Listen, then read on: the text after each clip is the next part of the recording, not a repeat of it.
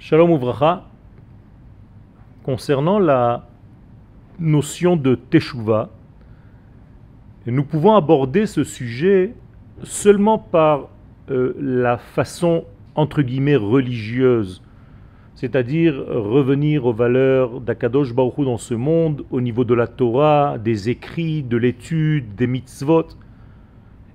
Et malheureusement, nous pouvons perdre une notion de Teshuvah qui n'est pas moins importante et qui en réalité laissait la vie dans son équilibre premier. Je veux parler de cet ordre cosmique que le Créateur, béni soit-il, a créé lorsqu'il a créé le monde. Lorsque nous sortons de ce système organisé qui est le cosmos, eh bien, nous détruisons cet équilibre fragile de toute la planète.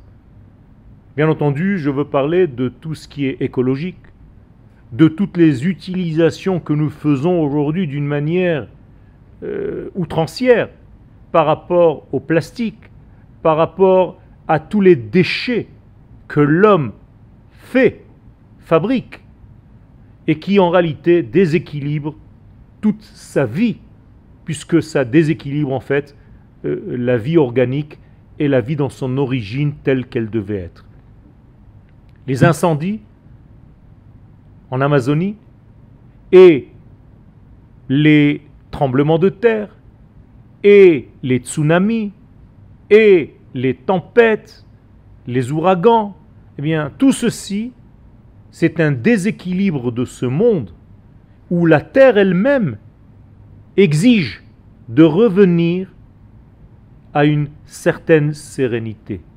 Lorsque l'homme ne sait plus gérer, et là je vais utiliser des termes kabbalistiques, lorsque l'homme ne sait plus gérer sa parole, qui est en réalité son souffle parlant, eh bien il y a des tempêtes dans le monde.